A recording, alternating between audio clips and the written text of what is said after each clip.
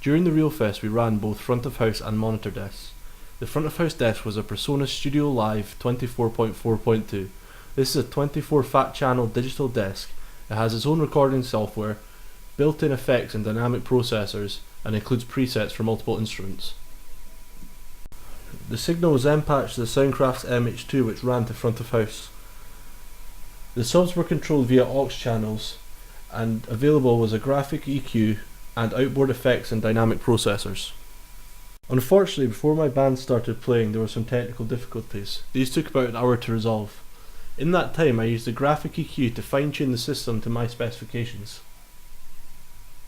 The speaker system we ran for front of house was the Logic Systems Ethos VA line array. It was comprised of 5 boxes per side and powered by amps. It hung from trusses on either side of the stage and was connected to a motor for height adjustment. Each box can also have their angle adjusted. The amps run during this event were as follows. The Logic VA high frequencies were run by Camco Tecton 14.2 amps.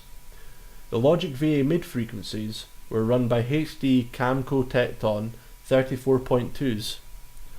The subs were run by Wharfedale S2500s. Camco Vortex 6 ran the Logic bass bins, and for monitors we had T-Amp E400 for the high frequencies, Yamaha P4500 for low end frequencies, and the D2 800 for the drum fill. Both the monitor rack and the front of house rack had a Behringer UltraDrive Pro management system. This was for muting all outputs and setting crossover points. When it came to doing my front of house mix, unfortunately before my act were set to play, there were technical difficulties. This meant there was no time for me to run through a full sound check. I then began by doing a line check and setting my gain structures for the mix in the process. Due to the time delay, it meant I had to more or less mix my band from scratch. This meant unfortunately that the first song did not sound great. I used this time to apply EQs to the channel. I used the EQs to get a smooth sound from the acoustic instruments. I then went on to compress the kick, snare, acoustic guitar and bass guitar. I did this to limit their dynamic range and allow me to push more from these instruments and also keep a smoother sound, as compression will help atone for any quieter notes played. The only tracks I used the gate on was the kick drum and snare. The gate helps to cut out bleed between microphones by muting it unless it is triggered by a preset level. During the delay at the start of the event I managed to find some time to fine tune the system.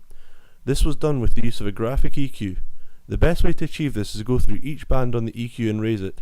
If it brings out something you don't want to hear, then remove some level from that frequency. When it came time for me to perform a monitor mix, I swapped with my partner Lee. The drum fill is situated to the left of the drummer. This is vital as the drums can be so loud the drummer won't know what's going on around him. In this case the drummer required a small amount of everything, but mostly bass guitar, a small bit of kick and snare.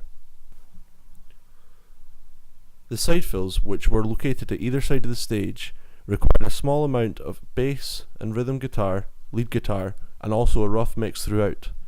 This was due to the positioning of the musicians. There were 3 floor monitors across the front of the stage. On stage right was the lead guitarist.